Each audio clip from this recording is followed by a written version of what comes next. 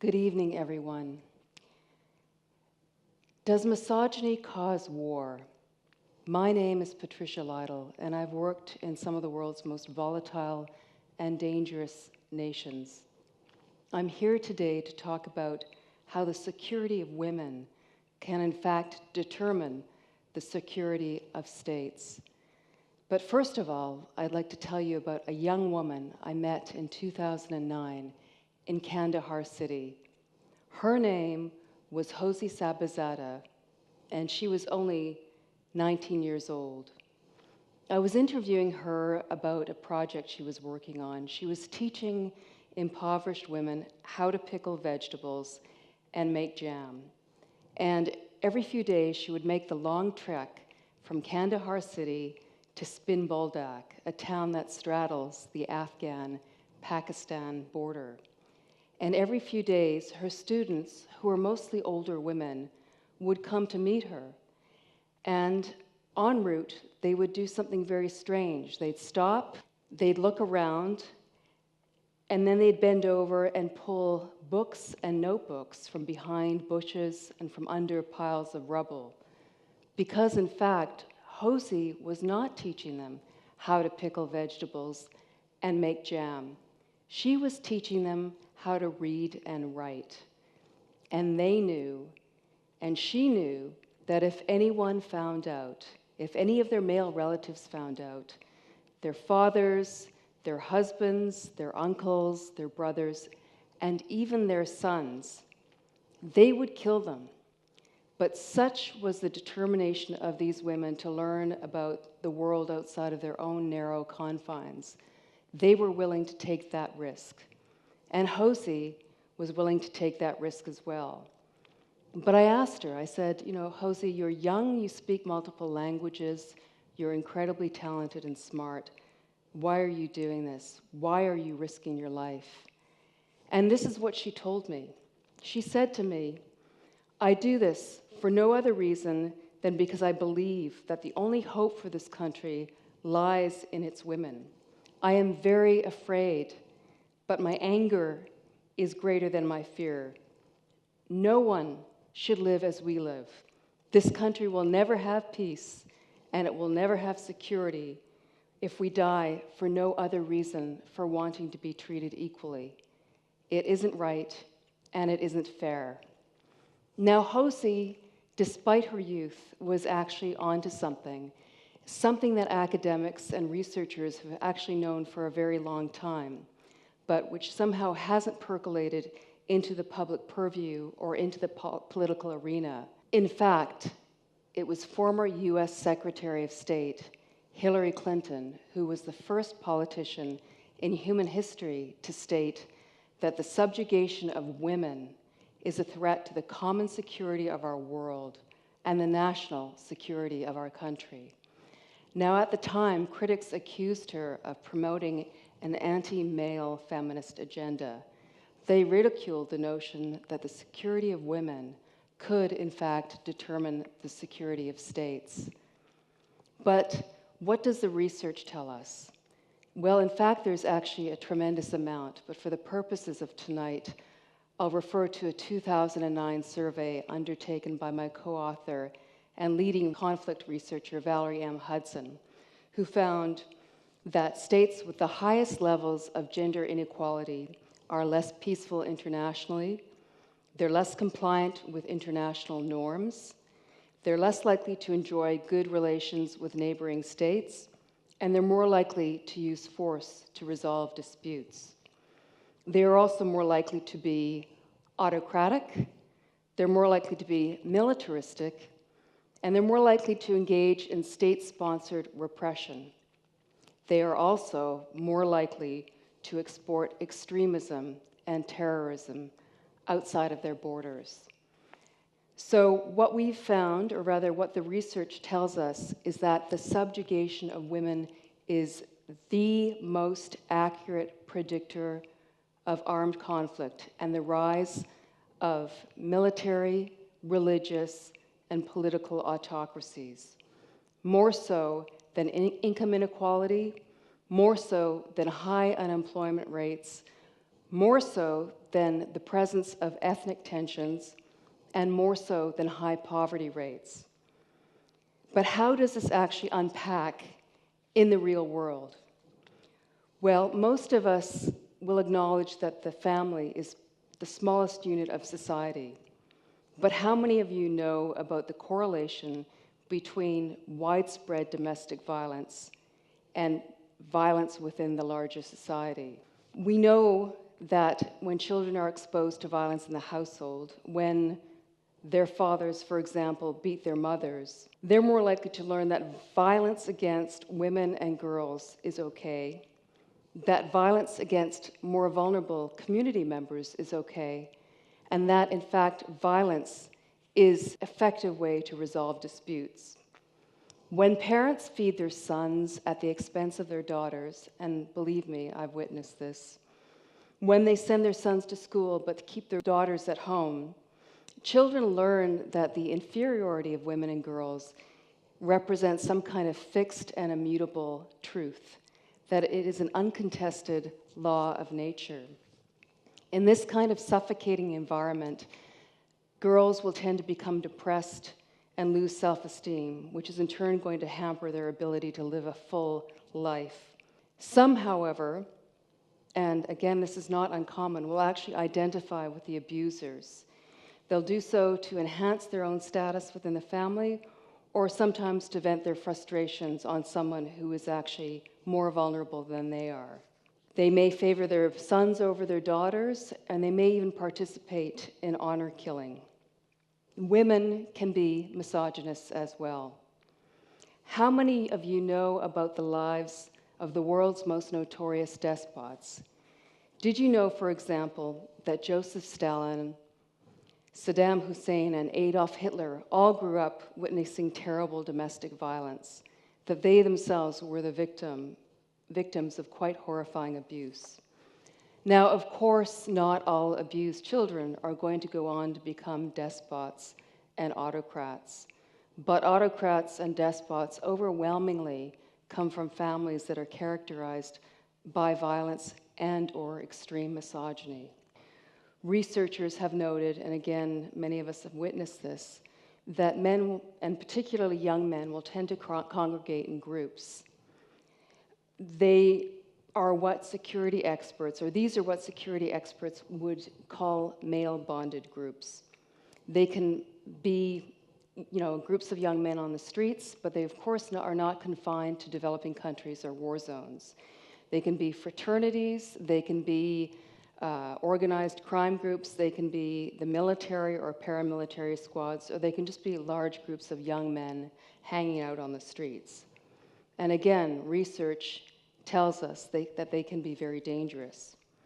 This is because young men in groups, particularly unmarried young men, are more likely to engage in self-destructive and high-risk activities than when they're with a women or a mixed group.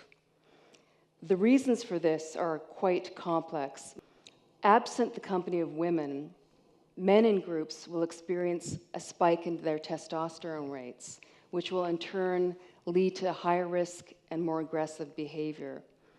But something else also happens. The research tells us that young men in groups are much more susceptible to peer pressure.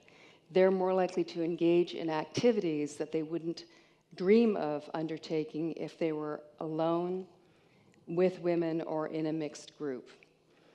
Now, we know, for example, that fraternity brothers are 300 times more likely to engage in a rape or a gang rape. The same holds true for sports teams and the military. Now, these kinds of crimes serve a dual purpose. They can ensure compliance with the group through mutual culpability, but they also enhance the bonds of the group, much like passing around a package of cigarettes, a joint, or a can of beer. It is an act of sharing, but at the victim's expense. Initially, these groups offer a tremendous amount of camaraderie, a sense of meaning and purpose, and a kind of extended family, particularly for young men who feel disenfranchised in some way or feel themselves to be outsiders. But in fact, this can come at a huge cost. For although men monopolize violence in all societies, all over the world and throughout human history, they are also overwhelmingly the victims. For example, worldwide, fully 78% of all homicide victims are in fact men. Male bonded groups may target women for sex. They may target women and girls to put them in their place or to enhance the bonds of the group. But they tend to target other men to establish dominance. These groups also tend to adhere to a very burlesque notion of masculinity, one that emphasizes power and ruthlessness, might over right, and dominance and control. It's an example that we see everywhere in TV and action films and in gaming. Now, academics refer to this almost cartoon definition of masculinity as hypermasculinity. Groups that buy into this definition will tend to target those who don't conform to the stereotype or who challenge authority in some way. And these are known as outgroup males. Now, they can be almost anyone. They can be the usual suspects of the LGBTQ community, but they can also be intellectuals, writers, artists, human rights defenders, journalists, scientists, anyone that challenges authority, that challenges the stereotype, or somehow lies outside the inner circle of power. Now, initially, perpetrators will tend to deploy the highly gendered language of ridicule and shame. You're a wuss. You're a pussy. You're a douchebag. Be my bitch. Now, think about it. The very worst insult that you can hurl at a man is to compare him to a lowly female. What does that say about our society?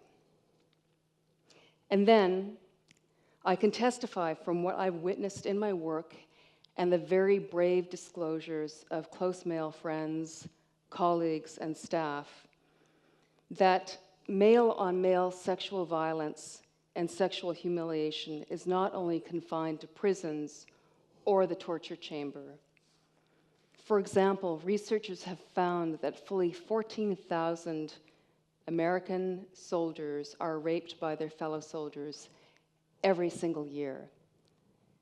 Now, women, of course, report 6 times that number, but both figures are likely to be gross underestimates. The aim is to emasculate the victim, to reduce him to the status of despised female. And that is why male-on-male violence is, in fact, a feminist issue. That's why the feminist agenda is anything but anti-male. Women's rights are also men's rights. Now, on a broader social level, nations and societies that disenfranchise half their population also tend to be more accepting of authoritarianism. They're more likely to adhere to the belief that a strongman, a father figure, or an autocrat will solve all of their problems, that he will somehow set the world to rights again. Such societies also tend to be highly nostalgic, and usually for a utopia that never really existed in the first place. They want to bring back traditional family values. They want to reestablish a pure Islamic, Hindu, Serbian, or Aryan state. They want to make America great again. In other words, they want to banish women and girls back into the kitchen and the bedroom where they belong. Now, history is filled with many examples of this. In the run-up to the Second World War, the National Socialist Party, the Nazis, systematically stripped German women of their rights before going after Jews, intellectuals, artists, writers, and the LGBTQ community. Prior to the Balkan genocide, the Serb Nationalist Party did exactly the same thing. And during the 1994 Rwanda genocide, the Interhamwe targeted men and women alike, but they reserved the worst sadism and the worst brutality for women and girls. Here we see how genocide and gynocide are actually joined at the hip. Patria o muerte, the fatherland or death. Now, more recently, what we once naively knew as the Arab Spring became a winter for women's rights. Once the Islamist parties consolidated power in Egypt, for example, their very first act was to fire all female government workers. They tried to reduce the minimum marriage age from 16 to 0. In Libya, the transitional government, which was also Islamist, their very first act was to allow men to marry 4 wives each. In the US, as millions of men and women demonstrated outside the White House, the very first act of the new Trump administration was to defund the United Nations Population Fund, thereby denying access to life-saving health care to millions of impoverished women and their families worldwide. Make no mistake, misogyny lies at the very root of all forms of extremism, be they religious, political, nationalistic, or militaristic. It forms the very foundation of all autocracies throughout history and all over the world. Remember Josie? Well, 2 weeks after she and I spoke, she was murdered. At the time, the police blamed the Taliban, but in fact, the truth was far more mundane and closer to home.